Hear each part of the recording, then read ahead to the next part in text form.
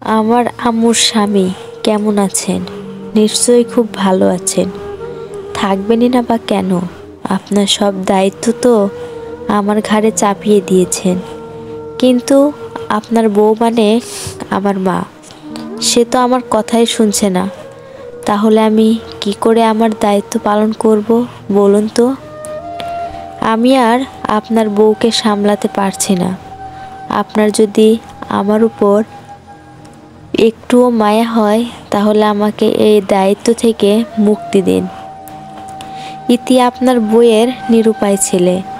রাত চিঠিতে কয়েক কদলা দীর্ঘশ্বাসসহ প্যাকেট বন্দি করলো। চেয়ার ছেড়ে উঠছে না, চেয়ারে পিঠ ঠেলে আলসেমিত বসে আছে। চোখ বন্ধ করে বড় একটা ড্রোম টান দিতেই বুকটা উঁচু হয়ে নিঃশীথে গেল। অস্তিত্বের পুরো শরীরে অবশেষে উপস্থিতি। সেও কি বাচ্চামি নাম লিখেছে, কাকে লিখেছে আর কেন লিখেছে, কোন উদ্দেশ্যে লিখেছে? আসলে কি তা সম্ভব? সম্ভব হলে তা এতদিন চুপ করে পড়ে থাকার কথা না। মা বাবার গল্প সে পুঙ্খানুপুঙ্খভাবে আয়ত্ত করছে। পাগলামিতে কারো থেকে তো কেউ কম নয়। তাহলে রাত চট করে টেবিল ছেড়ে উঠে দাঁড়িয়েছে। চিঠিটা হাতে নিয়ে মায়ের রুমের উদ্দেশ্যে পা বাড়ালো। মাঝে মাঝে চিন্তা ভাবনাগুলোকে আবেগে ভাসিয়ে দিলে খুব একটা ক্ষতি হয় না, বরং ভালোই হয়। মনটা ক্ষণিকের জন্য হলেও আশার আলোতে গোসল করে নিতে পারে। মায়ের রুমের দরজাটা খোলা, হালকা ভিড়ে দেওয়া। দরজার সরু ফাঁক দিয়ে রুমের সবুজ আলোক রশ্মি ঠিকরে বেরিয়ে আসতে চাচ্ছে। অনেকটা জাদু দরজার মতো লাগছে। তথাকথিত গুপ্তধনের সন্ধানী দরজা। এই গুপ্তধন দরজার পেছনে যে তার দুটো গুপ্তধন রেখেছে তার ঠোঁট টেনে হাসি রেখা ফোটালো। নিঃশব্দের রুমে প্রবেশ করে সোজা মায়ের কাছে এগিয়ে যাচ্ছে। বালিশের নিচে হাত দিল। সাদা খাম বেরিয়ে এসেছে। খামটা খোলাই আছে। রাত পকেট থেকে নিজের চিঠিটা বের করলো। দুটো একসাথে আবার বালিশের নিচে রেখে দিয়েছে।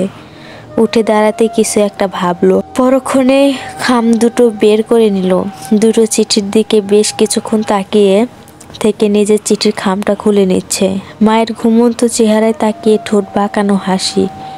চিঠির কার্যকলাপ শেষ করে বিছানার পাশ ঘেঁষে সন্ধ্যার কাছে এলো রাত। মুখের কাছটাতে ঝুঁকে এসে কপালে আলতো করে চুমু খেয়ে বিড়বিড় করছে, আমার বউ, আমার স্বপ্নবধূ। স্বপ্নবধূ থেকে বাস্তবে এলে অথচ আমার থেকে দূরে।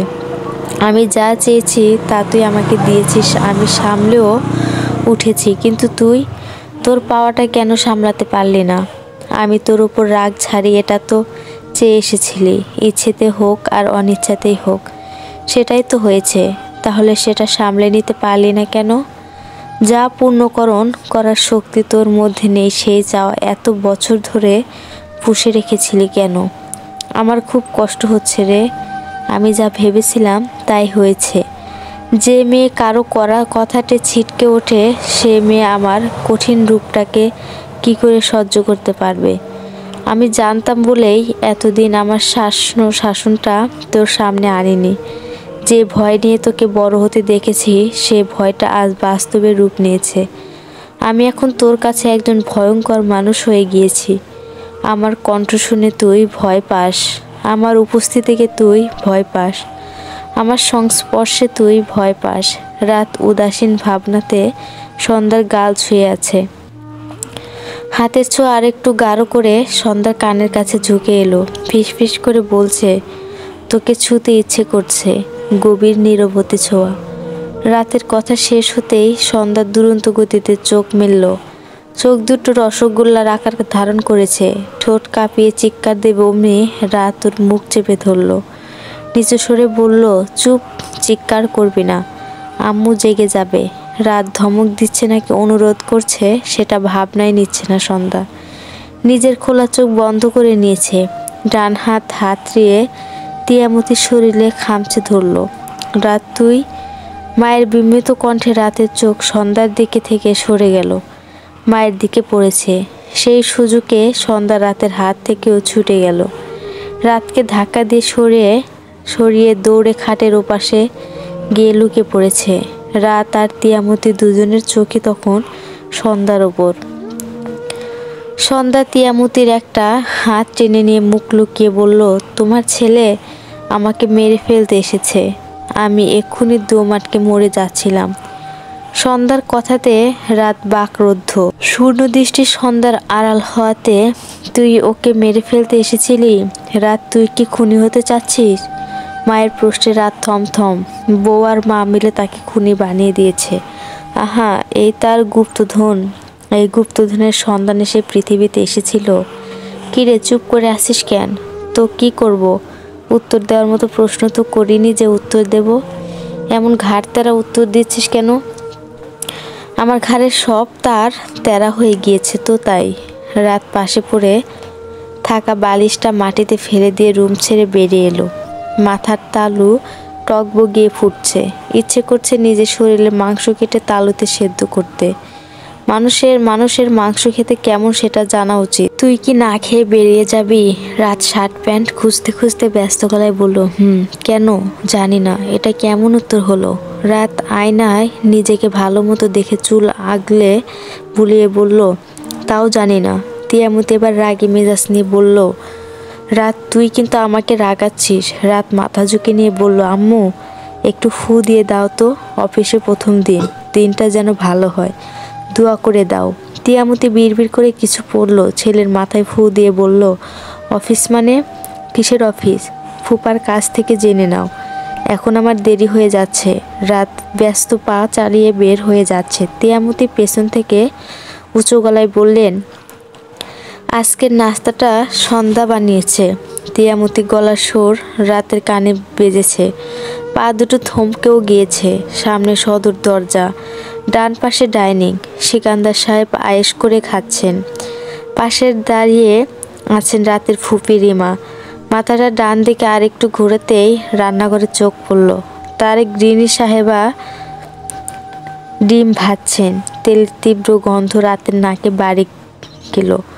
বুক ভরে গন্ধ টেনে পাটা টান দিকে চালানো রাত চেয়ার টেনে বসে আছে। সামনে এখনো নাস্তা আসেনি। তাতে কি সে অপেক্ষার সময় পার করবে? আজ তার চাকরির প্রথম দিনকে শেষ দিন বানাবে, তবু সে বইয়ের হাতের ডিম ভাজাটা খাবেই খাবে। বিয়ের বয়স 15 দিন হতে চলল। নিরামিষটা ভাঙ্গা দরকার। বইয়ের জায়গায় না হয় আজ তার হাতের ডিম ভাজা দিয়েই ভাঙবে। বইয়ের মতো ডিমটাও তো আমিষের পরে। রাতের চোখ বন্ধ। পা নাচেনির সাথে হাতের 5 আঙ্গুল গালেও নেচে যাচ্ছে। এই গভীর অপেক্ষায় দোলনায় সে দুলছে। হঠাৎ দোলনি বন্ধ করে তিয়ামতি ওর সামনে নাস্তা রেখে পাশের চেয়ারটা নিজেও বসে পড়ল। রাত হাত আর পায়ের নাচনি বন্ধ করে বলল, তুমি নাস্তা নিয়ে এলে যে? তোর নাস্তা তো আমিই আনি, এতে অবাক হওয়ার কি আছে? তিয়ামতির প্রত্যুত্তরে রাত কিছু বলল না। আশেপাশে কোথাও সন্ধ্যাকে দেখতে পাচ্ছে না। রান্নাঘরেও নেই। আম্মু, সন্ধ্যা কোথায় গেল? ও খাবে না? খাচ্ছে তো। কোথায়? আমার রুমে। এত করে সাধলাম, মেয়েটা এলোই না। রাত চেয়ার ছেড়ে উঠে পড়ল। সামনে থাকা পানির গ্লাসটা ভেঙে গুড়িয়ে দিয়ে সদর দরজার দিকে চলে যাচ্ছে। আজ বেলা করে গোসল করছে তিয়ামতি। শরীরটা কেমন যেন লাগছে। অসুস্থের কোনো গন্ধ নেই, এ অন্য গন্ধ। বুকের ভেতরটায় কেমন কাঠ ফাঁপা অস্থিরতা জায়গা করে নিচ্ছে। এমন অদ্ভুত অনুভূতির সাথে সে আগেও পরিচিত হয়েছিল, তবে তা বহু আগে, যখন তার হৃদ ভাইয়া আসার খবর পেয়েছিল। কিশোরী বয়সে সেই অনুভূতিটা আজ এত বছর পর কেন নড়ে উঠেছে বুঝতে পারছে না তিয়ামতি। চুল থেকে ভেজা টাওলাটা খুলে হাতে রেখে দাঁড়িয়ে রইলেন। জানালার কাজটা সরিয়ে নিয়েছেন। না চাইতেও বিকেলের ব্যস্ত পথে চোখ পড়ে যাচ্ছে। তার চোখটা কাউকে খুঁজছে, কিন্তু কাকে? কারো তো আসার কথা না। তাহলে রাতের জন্য কি ছেলেটা সেই সকালে রাগ দেখিয়ে বাড়ি ছেড়েছে? পেটে খাবারটাও ফেলেনি। বাইরে থেকে কিছু খেয়েছে নাকি কে জানে। যদিও কিছুক্ষণ আগে নিজেই কল করে জানিয়েছে বাহির থেকে খেয়ে নিয়েছে।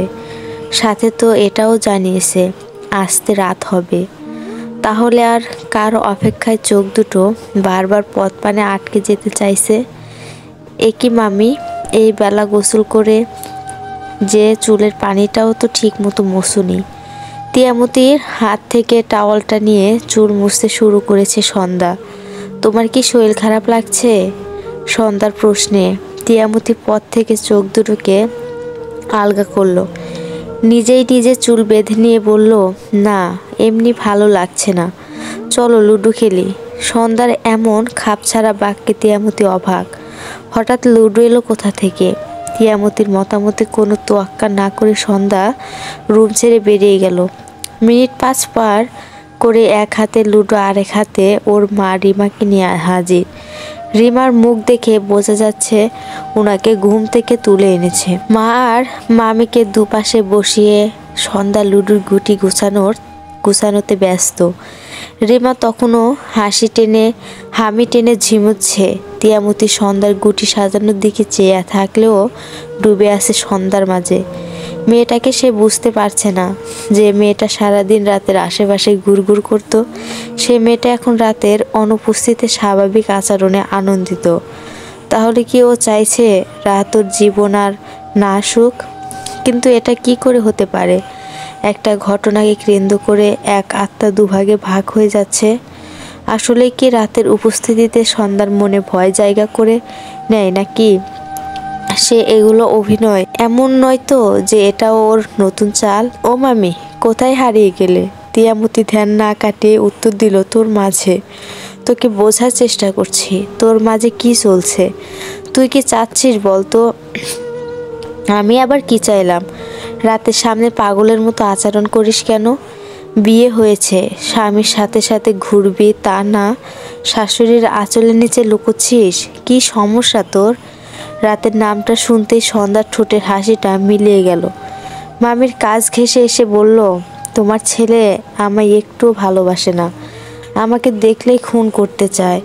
আমি এত জলদি মরতে চাই না মামি। সন্ধ্যার কথায় তিয়ামতি ভ্রু সংকুচিত। রাত তোকে খুন করতে চায়? তা না হলে কি ওই দিন আমার গলা টিপে মেরে ফেলতে চাইছিল? কাল রাতেও তো আমার নাক মুখ চেপে ধরছিল, তুমি দেখোনি? আমার এমন খুনি স্বামী চাই না। তুমি আমাকে একটা শান্তশিষ্ট ভদ্র ছেলে দেখে বিয়ে দিয়ে দিও তো।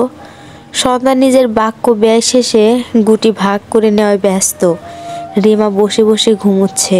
তিয়ামতির চোখ দুটো বড় বড় করে হা করে আছে। এই মেয়ে কি জানে এই কথাটা রাতের কানে গেলে সত্যি সত্যি খুন হয়ে যাবে। অফিসে আওয়ার 5টা পর্যন্ত হলেও রাত বাড়ি ফিরছে 8টার দিকে। নিজের শূন্য রুমটার দিকে তাকিয়ে শরীরের ঘামটা আরও বাড়িয়ে তুলছে। ক্লান্ত শরীরটা আরও বেশি ক্লান্ত লাগছে। চোখ বুজে অনুভব করছে সন্ধ্যার অনুপস্থিত। স্বামী সারাদিন খেটে এসেছে, কোথাও বউ দৌড়ে এসে ঘাম মুছে দেবে, দু একটা আদুরি গলায় ক্লান্তি দূর করে দেবে, দুটো চুমু খেয়ে ভালোবাসার দুর্বলতাকে হাওয়ায় উড়িয়ে দেবে। তা না, সে এখন ফোন টেপায় ব্যস্ত। ইচ্ছে করছে নিজেই ফোন সেজে ওকে গিয়ে বলতে, নে এবার আমাকে টিপ।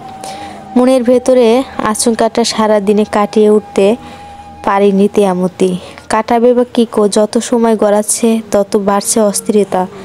এতটাই বেড়ে গিয়েছে যে সে কোনো কাজে মন বসাতে পারছে না, না বসে শান্তি পাচ্ছে, না শুয়ে, এমনকি খাওয়াতে এসে প্রচণ্ড অনীহা। খাবে না করে ছেলে জড়াজড়িতে খাবার টেবিলে এসে হাজির হয়েছে।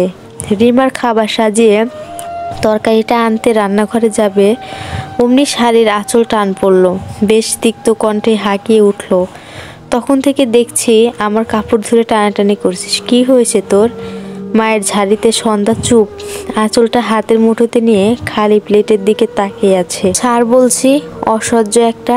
বিয়ে হয়ে গিয়েছে, এখন আমাকে জ্বালিয়ে খাচ্ছে। রিমার কথার বিপরীতে সিকান্দার সাহেব মুখ খুললেন। দেখছো মেয়েটা ভয়ে কুকড়িয়ে যাচ্ছে, তা ওকে ঝাড়ি দিচ্ছ? মেয়ে মায়ের আঁচল ধরবে না তো কি বাপের ধরবে? তোমার যদি এতই বিরক্ত লাগে তাহলে আমাকে শাড়ি পরিয়ে দাও, আমার মেয়ে আমার শাড়ি ধরুক। রিমা গরম চাউনি সন্ধ্যার বাবার দিকে ফেললেন। সাথে সাথে সিকান্দার সাহেবের চড়া গলা নিচু হয়ে গেল। ঠান্ডা সুরে মেয়েকে বললেন, মা আমার তো আঁচল নেই, তুই বরং আমার পাঞ্জাবিটা ধর তো। রাত আর তিয়ামতি চুপচাপ ওদের কথোপকথন শুনে মনোযোগী। রাতের গরম চোখ সন্ধ্যার ওপর।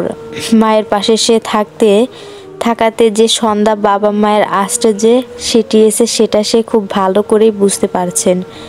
রাত মায়ের প্লেটে ভাত দেওয়া তিয়ামতি উপযোগী অভিযোগ করে বসলেন, তুই কিন্তু বলেছিলি আমায় খেতে হবে না, তোর পাশে বসে তোর খাওয়া দেখলেই চলবে, তাই বলছিলাম। রাত, আমি কি তোর বান্ধবী লাগি? আমার সাথে মশকরা করছিস? আমি মশকরা করলাম কখন আম্মু? রাত মায়ের শাশুড়ি ডাকে রাত হেসে উঠে বলল, একটুখানি খেলেই চলবে, তোমার ওষুধ খেতে হবে আম্মু। দুজনের কথার মাঝখানে রিমা ফোড়ন কেটে বললেন, ছেড়ে দে তো রাত, ওর যখন খেতে চাচ্ছেন তখন জোর করিস না, আজকাল ওর মর্জিতে আর কারো মর্জি চলে না। রাত ফুপির উদ্দেশ্যে কিছু বলবে তার আগে পেছন থেকে ভারী পুরুষ কণ্ঠে, তাই নাকি তিল, তোর মর্জির সব সন্ধ্যা? সিকান্দার সাহেব রাতের দৃষ্টি পুরুষ কণ্ঠকে অনুসরণ করলেও তিয়ামতি করল না। সে চুপচাপ বসে রইল, ঘাড় বাঁকিয়ে পুরুষ কণ্ঠী লোকটিকে দেখার প্রয়োজন বোধটাও করছে। তিয়ামতি রাত ফুপির উদ্দেশ্যে কিছু বলবে তার আগে পেছন থেকে ভারী পুরুষ কণ্ঠ, তাই নাকি তিল, তোর মর্জি সব সন্ধ্যা? সিকান্দার সাহেব রাতের দৃষ্টি পুরুষ কণ্ঠে অনুসরণ করলেও তিয়ামতি করল না। সে চুপচাপ বসে রইল, ঘাড় বাঁকিয়ে পুরুষ কণ্ঠেও লোকটিকে দেখার প্রয়োজন বোধটাও করছে না। বেশ স্বাভাবিকভাবেই সাথে বসে আছে, যেন কিছুই ঘটেনি। রিমা খাবার ছেড়ে দাঁড়িয়ে গেল, অবাক বিস্মত চমকিত। সব সমার্থক শব্দগুলোও যদি এখন তার উপর প্রয়োগ করা হয় তবু বুঝি তার অনুভূতির কথা প্রকাশ করা যাবে না। চোখটা বৃত্তাকারে এতটাই বড় হয়েছে যে এর ব্যাস নির্ণয় করাও কঠিন। মনের অজান্তেই কণ্ঠধ্বনি বেজে উঠল, হৃদ ভাইয়া। রিদান দরজা ছেড়ে ধীরতার সাথে এগিয়ে আসছে, মুখে কমল রং, ঠোঁটে মিষ্টি হাসি। পায়ের চলন গতি থামিয়ে তিয়ামতির পাশে দাঁড়িয়েছে। মিষ্টি হাসিটা মুহূর্তেই দুষ্ট হাসির ছায়া ঢাকা পড়েছে। পাশের খালি চেয়ারটা শব্দ করে টেনে নিল। আয়েসিভাবে বসে হাত বাড়ালো ভাতের বলে। তিয়ামতির ভরা প্লেটে আরও 2 চামচ ভাত দিয়ে বলল, নে শুরু কর। রিধানের এই অনুশাসনের জন্যই যেন অপেক্ষায় ছিল তিয়ামতি। এমন হাবভাবেই ছুটন্তপনায় খাওয়া শুরু করেছে। আশেপাশে কি হচ্ছে সেদিকে কোনো ভ্রুক্ষেপ নেই। পুরো মনোযোগ তার ভরা প্লেটে। মুখভর্তিতে গাল দুটো টুলটুল হয়ে গিয়েছে। গিলতে কষ্ট হচ্ছে কি? চোখের নদীর টলমল ভেঙে কয়েক ফোঁটা পানি পড়তেই রিধান পানির গ্লাসটা এগিয়ে ধরল। তিয়ামতি আর রিধানের কাণ্ড কারখানা সকলেই হাঁ, কারো মুখে কোনো শব্দ নেই। সকলেই এক রোমাঞ্চকর মঞ্চে বসে নাট্যতে মৃত্যু। নীরব দর্শন। রাতও বাবার মুখের দিকে তার নজর আটকায়নি। হয়তো চাচ্ছে না আটকাতে, তবে মায়ের দিকে ঠিকই আটকে আছে। নীরবতা ভেঙে রাত চেয়ার ছেড়ে উঠে দাঁড়ালো। কারো দিকে না তাকিয়ে ড্রয়িং প্রস্তাব করছে। রাতের পিছু পিছু এক এক করে রিমা আর সিকান্দার সাহেবও ড্রয়িং ছাড়লেন। তিয়ামতি আর রিদানের উচ্চ বাক্যতে যা প্রকাশ পায়নি, নীরবতা বাক্যতা ঠিক প্রকাশ পাচ্ছে। সকলে চলে গেল। সন্ধ্যা তখনও নিজ জায়গায় থম মেরে বসে আছে। পলক্ষীন চোখ নিয়ে মুগ্ধ দৃষ্টিতে চেয়ে আছে রিধানের দিকে। এক জায়গায় স্থির রেখে শান্তি পাচ্ছে না। তাই সময় ভেদ একবার তিয়ামতি তো আরেকবার রিধানের দিকে তাকাচ্ছে। যত দেখছে তত তার চোখ দুটো কপালে মিলছে। ঠোঁট দুটো একে অপরের দিকে দুরন্ত বাড়িয়ে তুলছে। ওপরে ঠোঁট আর নিচে ঠোঁট সর্বোচ্চ উপরে নিচ হওয়ার আগেই মুখে ভারী দেয়ালে এসে পড়ল। সন্ধ্যা কোনো কিছুই বুঝে উঠতে পারছে না। মাথা তুলে পেছনে তাকাতে রাতের হিসেব ধরনি। সন্ধ্যা কপাল কুঁচকে হাত না বাড়িয়ে শব্দ করতে যাবে, তার আগে রাত ওকে নিজের দিকে ঘুরিয়ে নিল। সময় পারের অপেক্ষা না করে সোজা ওকে কোলে তুলে নিঃশব্দে হাঁটা ধরলেন। পিঠের সাহায্যে নিজের রুমের দুয়ার খুলে নিল। রাত সন্ধ্যার ছটফটানি আর মুচড়া মুচড়িতে ওর নাস্তানাবুদ অবস্থা। বড় বড় পা ফেলে ওকে বিছানায় ফেলে দিল। বড়দের মাঝখানে বসে কি করছিলি? লজ্জা বলতে কি তোর মধ্যে কিছু নেই? সম্পর্কে তোর মামা মামি হয়, আর এখন তো শ্বশুর শাশুড়িও। রাতের কথা মাথায় নিল না সন্ধ্যা। রাতের ওভাবে রাগাতে সন্ধ্যা না চাইতেও বিছানায় শুয়ে পড়েছিল। শোয়া থেকে উঠে দৌড়ে পালাবে, তার আগেই বাধা পেল রাতের হাত সন্ধ্যার পেটে। শক্ত করে চেপে ধরে বলল, কোথায় যাচ্ছিস? একটু চুপ করে বস, তোর সাথে কথা আছে। সন্ধ্যা চাইলেও উঠে যেতে পারছে না। ভয়ে তার বুক শুকিয়ে কাঠ, জিহ্বাটাও কেমন খড়খড়ে হয়ে গিয়েছে। পিপাসা পাচ্ছে কি? রাত সন্ধ্যার মুখোমুখি বসলো। ওর মাথার নিচে দিক ঝুঁকে আছে, কোলের উপর হাতের 10 আঙ্গুল একে অপরের সাথে যুদ্ধে ব্যস্ত। কি হয়েছে তোর? এমন আচরণ করছিস কেন? রাতের কণ্ঠের প্রত্যেকটা বাক্যে সন্ধ্যা যেন কেঁপে কেঁপে উঠছে। তার রাতের চোখ এড়ায়নি। রাত সন্ধ্যার আরেকটু কাছে চেপে এলো। ওর হাতের যুদ্ধ বন্ধ করতে আঙ্গুলগুলো নিজের এক হাতে বন্দি করেছে। অন্য হাতে সন্ধ্যার থুতুনিতে রেখে নিচে মাথা উঁচু করলো। ওর বন্ধ চোখের কম্পন পাতাতে রাতের তীক্ষ্ণ দৃষ্টিপাত স্থির রেখে বলল, আমি তোর ভয় না, নিরাপদ আশ্রয়। তোর এমন আচরণে আমার বুকটা ফেটে যায়, সব কিছু ভেঙে চুরমার করে দিতে ইচ্ছে করে। স্বপ্নবধূ, আমি যে তোর ভালোবাসার প্রতীক্ষায় আছি। আর কত আমায় ধৈর্যের পরীক্ষা নিবি? যখন ফেল করে বসবো তখন সহ্য করতে পারবি তো? আমি তোর ভালোবাসার পিপাসাতে ভুগছি, এবার তো আমার পিপাসা মিটিয়ে দে। আমি এমন সময় কখাটে যাব। রাতের শীতল কণ্ঠে মুহূর্তে উষ্ণ হয়ে গেল। সন্ধ্যার দুগা ঘামছে ধরে বলল, কোথাও কি যাবি তুই? বউ হোস তুই আমার। আমার রুম মানে তোর রুম, তুই এখানে থাকবি, এখানটায় পড়ে থাকবি। সন্ধ্যার বন্ধ চোখ বেয়ে পানি পড়ছে। রাত লম্বা নিঃশ্বাস ছেড়ে ওর গাল ছেড়ে দিল। ওর হাত দুটো নিজের গলায় নিয়ে বলল, মেরে ফেলতে চাস আমাকে? তাহলে মেরে ফেল। এভাবে সময় নিয়ে একটু একটু করে কষ্ট দিয়ে মারছিস কেন? নে, আমার গলা টিপে ধর, আমি একটুও ভাতা দেব না। নিঃশ্বাসগুলো তো এমনিতেই থমকে আছে, ওরাও একটু শান্তি পাক। সন্ধ্যা নিজের হাত সরিয়ে হাউমাউ করে কাঁদছে। এমন শব্দ করে তো বাচ্চারাও কাঁদে, ও কেন কাঁদছে? তাহলে কি ও এখনো বাচ্চাই রয়ে গেছে? ভুল করে ভুল সময়কে আপন করে নেয়নি তো? রাত সন্ধ্যার চোখে পানি মুছতে যাবে তখনই ও পেছনে চলে গেল। বিছানার এক কোণে চেপে অনবরত কেঁদে যাচ্ছে। রাত বিছানা থেকে নেমে গেল। কিছুক্ষণ দুরন্ত গতিতে রুমে ছুটোছুটি করলো। সন্ধ্যার দিকে গরম মেজাজ ছাড়লো। বিড়বিড় করে নিজেকে ধমকালো।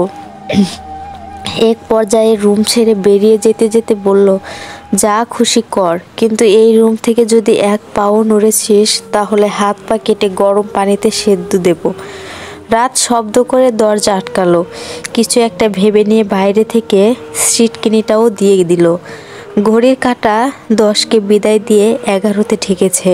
এই সময় তিয়ামতির ঘুমের তলদেশে অবস্থান করা উচিত, কিন্তু সে এখন রান্নাঘরে অবস্থান করছে। টেনশন, ভয়, অস্থিরতে সে বারবার ভিজে উঠেছে। নিজের রুমে পা ফেলার কথা ভাবতেই বুক ধরপড় করছে। এমন বিরক্তিকর পরিস্থিতিতে সে কিশোরী বয়সেও পড়েছিল। হৃদ ভাইয়ের আগমনের পর যখন তাকে চা বানিয়ে দিয়ে আসতে হয়েছিল, আজও সে চায়ের পাত্রে পানি বসিয়েছে, কিন্তু চা কাপে ঢালার আগেই শুকিয়ে যাচ্ছে। এমন কিশোরী বয়সের অনুভূতিগুলো এই বয়সে এসে বারবার আমাকে কেন বিরক্ত করছে? হৃদ ভাইয়ের জন্য? কিন্তু এখন তো উনি আমার স্বামী, তবুও কেন ভয়েরা আমার শির দাঁড়াতে ওঠানামা করছে? এত বছরের দূরত্বের জন্য? তিয়ামতির ভাবনার চিরধরে রিমান চিৎকার। চায়ের পানি আরেক ধপায় শুকিয়ে পোড়া লেগেছে। ধোঁয়ায় পুরো রান্নাঘরে ঝাপসা। রিমা চুলায় আগুন নিভিয়ে দিয়েছে। নাকে শাড়ির আঁচল চেপে ধরে বলল, এখান থেকেও এখানে নেই? ব্যাপার কি? রিমার প্রশ্নে তিয়ামতি নির্ভীক। কি বললে সে কথা খুঁজে পাচ্ছে না।